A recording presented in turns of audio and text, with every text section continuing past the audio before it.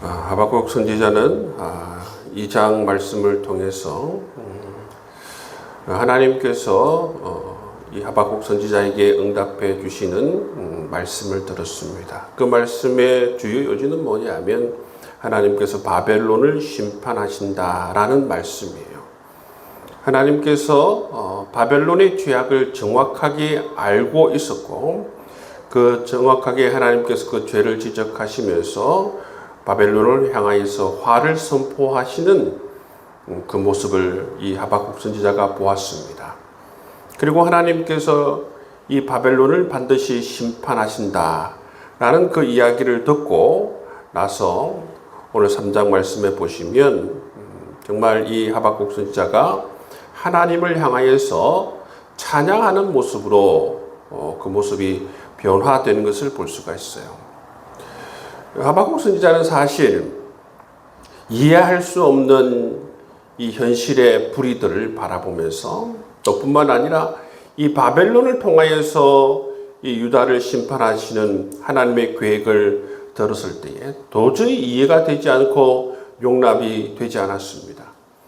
그렇지만 하박국 선지자가 잘한 게 뭐냐 하면 그 가운데서도 이해되지 않는 가운데서도 내가 하나님의 응답을 기다리겠습니다 하면서 기다리는 모습을 볼 수가 있었죠. 그 가운데서 이 하나님의 응답을 듣고 나서 그 생각이 완전히 달라진 것을 볼 수가 있어요. 이전에는 자기의 어떤 좁은 식견 그리고 자기의 시각에 의해서 현실을 바라보면서 불평과 불만이 많았어요.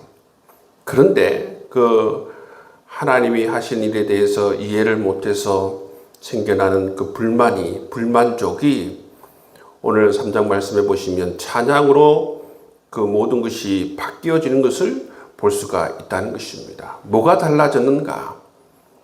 이 하박국 선지자가 가지고 있는 그 시각에서 하나님의 시각으로 그의 눈이 보는 것이 달라졌다는 것입니다. 달라지고 나서 이처럼 불만족과 불만이 하나님을 찬양하는 그런 모습으로 달라진 것을 볼 수가 있습니다.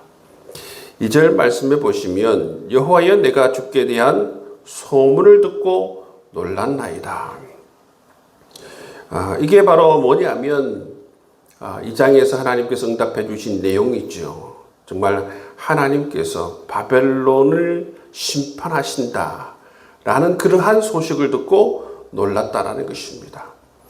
오늘 이 하박국 3장에서 하나님을 찬양하면서 나오는 그 내용들도 바로 하나님께서 바벨론을 심판하시는 그 내용들을 담고 있습니다. 하나님께서 그렇게 바벨론을 심판하신다라는 그 소식을 듣고 놀랐다라는 것입니다. 하나님께서 바벨론을 심판하신다라고 하는 것은 바로 이스라엘을 구원하신다라는 그러한 말씀과 동일한 말씀입니다. 그래서 이 하박국 선지자는 어떻게 기도합니까? 여호와여 주는 주의 일을 이 수년 내에 부응하게 하옵소서. 이 수년 내에 나타내시옵소서 기도하고 있어요. 이 하박국 선지자는 지금 자기 자신의 삶에 이 펼쳐져 있는 불의한 세상과 그리고 다가올 이 고난 가운데에서도 기도하고 있는 것은 뭐냐면 하나님의 역사가 이 수년 내에 일어나길 소망하면서 기도하고 있는 것을 볼 수가 있습니다. 여러분 우리가 고난 가운데에서도 어려움 가운데에서도 놓치지 말고 기도해야 될 내용이 뭐냐면 이처럼 하박국 선지자처럼 하나님의 역사가 일어나길 위해서 하나님의 일이 부응하기 위해서 우리가 기도해야 될 줄 믿습니다. 그 하나님의 일이 뭡니까? 바로 우리를 구원하시는 거예요. 악의 세력들, 이 바벨론을 심판하시는 일입니다. 그 일들이 부응하기를 위해서 기도하고 있다는 것입니다. 그리고 이어서 진노 중이라도 긍휼을 잊지 마옵소서. 우리 신앙인들이 가져야 할 기본적인 신앙의 고백이 뭐냐 하면 하나님께서는 진노 중에라도 여러분, 이 유다가 얼마나 심각한 죄를 저질렀습니까? 그렇지만 우리 하나님은 어떤 분이신가? 그런 진노 중에도 긍휼을 베푸시는 하나님이시라는 것입니다.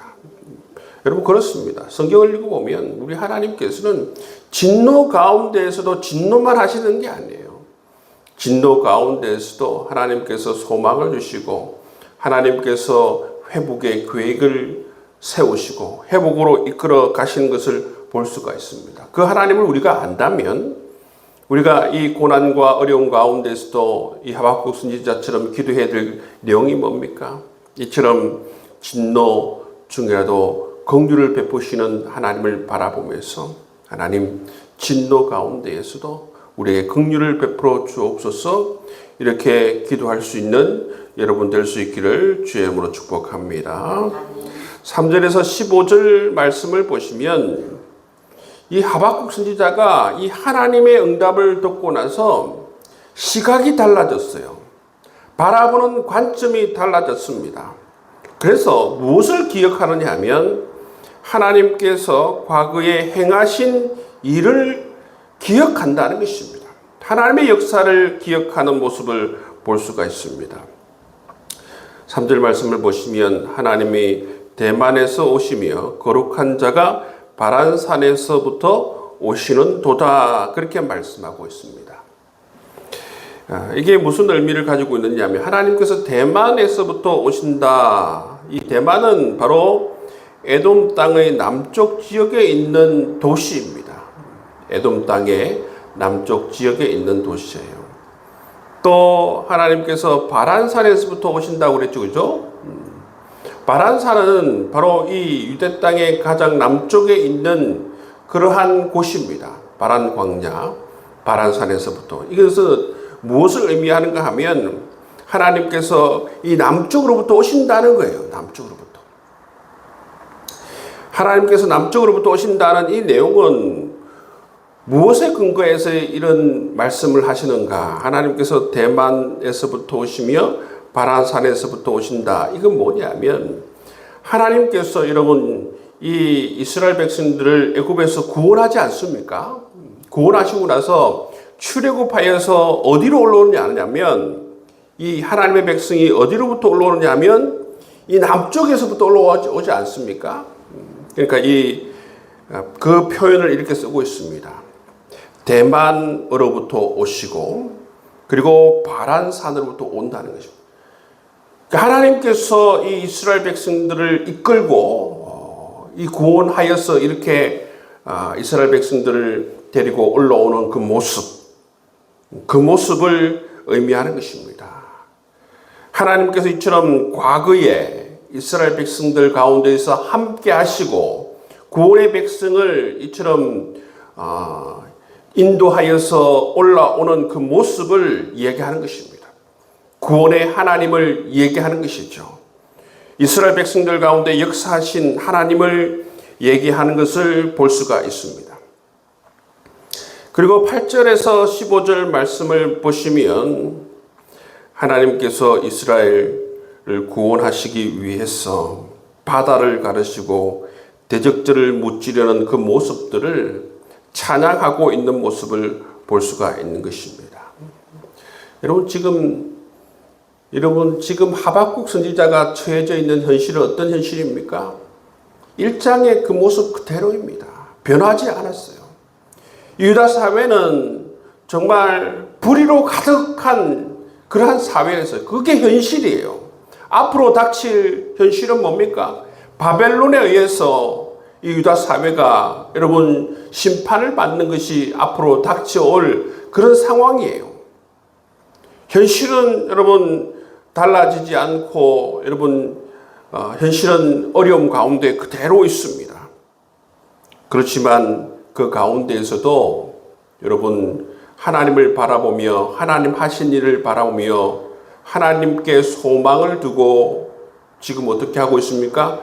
하나님을 찬양하고 있다는 것입니다. 여러분 이것이 하박국 선지자가 이 시선이 달라졌어요. 시선이 어떤 상황에 놓여져 있는 것이 아닙니다. 하박국 선지자가 바라보고 있는 이 시선은 바로 하나님께서 바라보는 그 시선을 지금 바라보고 있어요. 환경에 소망을 두고 있지 않습니다. 하박국 선지자는 지금 바라보고 있는 환경에 소망을 두는 것이 아니라 하나님께 소망을 두고 있기 때문에 이처럼 하나님을 찬양할 수가 있다는 것입니다. 여러분, 환경을 바라보면 이 불평과 불만이 있을 수밖에 없죠. 그렇지만 하박국 선지자가 지금 하나님의 계획을 알고 하나님을 바라봄으로 말미암아 하나님께 소망을 둠으로 말미암아 이렇게 하나님을 찬양하는 모습을 볼 수가 있습니다. 16절 말씀을 보시면 내가 들었으므로 내 창자가 흔들렸고 내 목소리로 말미암아 내가 입술이 떨렸도다. 무리가 우리를 치러 올라오는 환난 날을 내가 기다림으로 썩이는 것이 내 뼈에 들어왔으므로 내 몸은 내 초소에서 떨리는도다. 이 말은 앞으로 바벨론이 하나님의 도구로 말미암아 와서 유다를 칠 것이라는 이 소식을 듣고 하박국 선지자는 창자가 흔들리고 정말 입술이 떨렸다. 그 소식을 듣고 두려웠다. 그런 어떤 자기의 이야기를 하고 있지 않습니까? 그렇지만 그런 가운데에서 이 하박국 선지자는 하나님을 기다린다는 것입니다. 하나님을 기다림으로 말미암아 이 기다린다라고 하는 것은 바로 하나님을 신뢰하면서 기다린다는 거예요. 이 고난이 지나기까지 하나님을 신뢰하면서 기다린다는 거예요.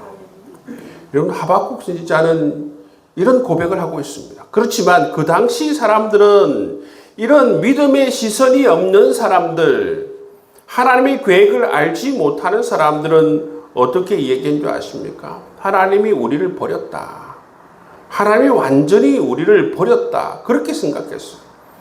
날마다 하나님을 향하여서 하나님 탓을 하며 불평과 불만을 쏟아냈습니다. 그렇지만 이처럼 하나님의 시각을 가진 이 하박국 선지자도 이처럼 하나님의 계획을 알지 못하고 하나님의 시선으로 세상을 바라보지 못할 때는 하박국 선지자도 똑같이 불평과 불만 가운데 있었죠.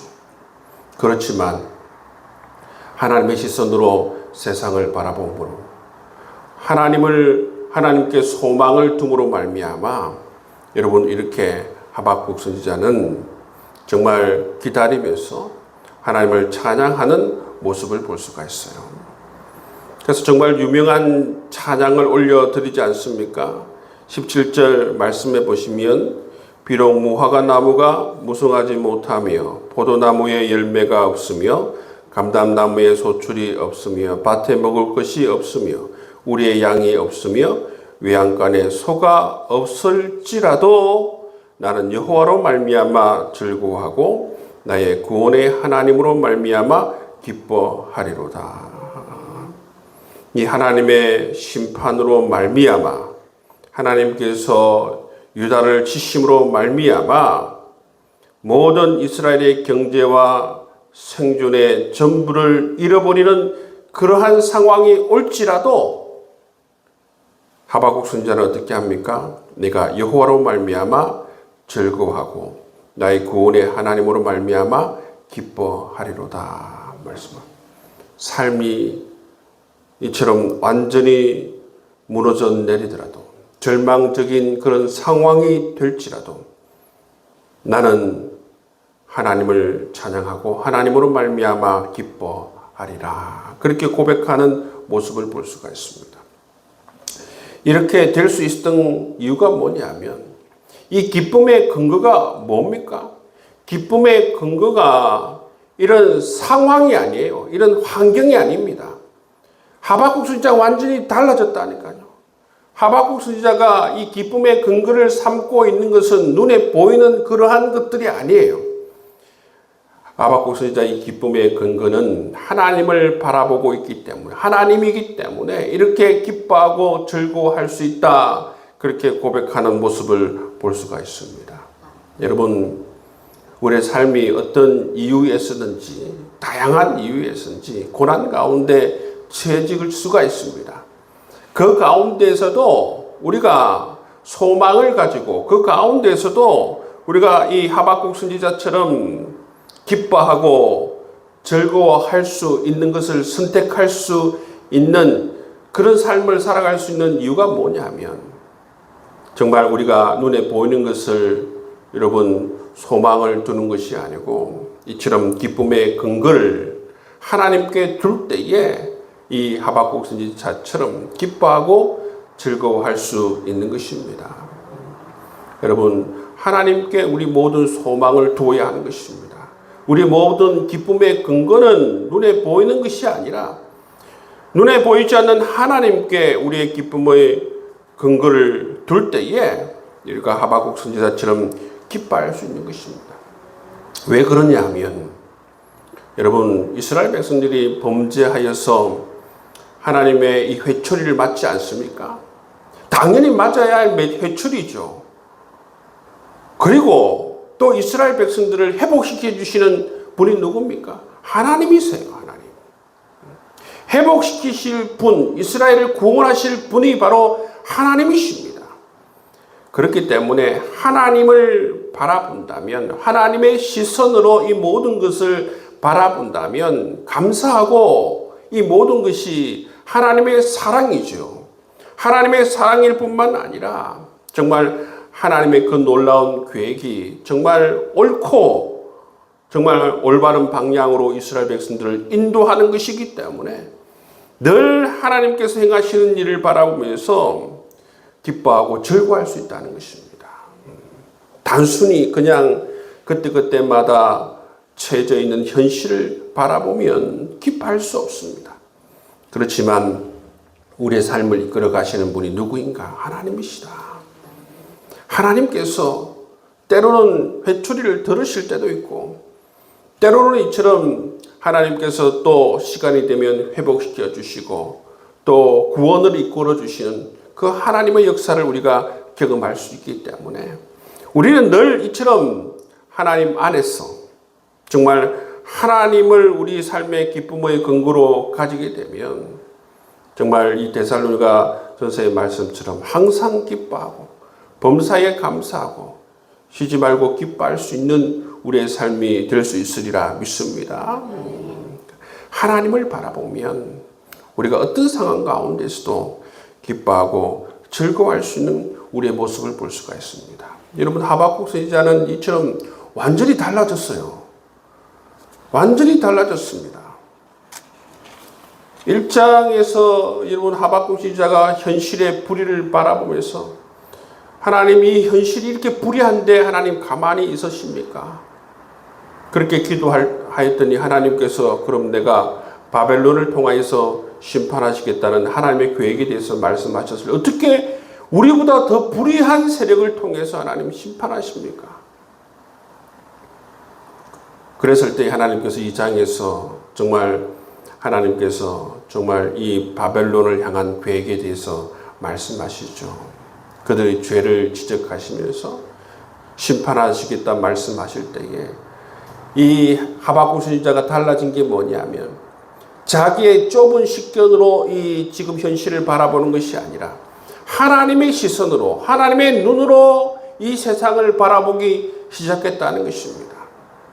그리고 이 하박국 선지자가 달라진 게 뭐냐면 눈에 보이는 현실을 기쁨의 근거로 소망으로 삼지 않고 눈에 보이지 않는 하나님을 기쁨의 근거로 소망으로 삼았기 때문에 하나님 하신 일을 기쁨의 근거로 삼았기 때문에 여러분 이렇게 삶이 어떤 환경이 변하지 않는 상황 속에서도 기뻐하고 즐거워하는 것을 선택하는 모습을 볼 수가 있습니다. 우리가 늘 하나님 안에서 기뻐하고 즐거워하는 삶을 살아갈 수 있는 비결은 뭔가? 그것은 바로 우리의 기쁨의 근거를 하나님으로 삼는 것입니다.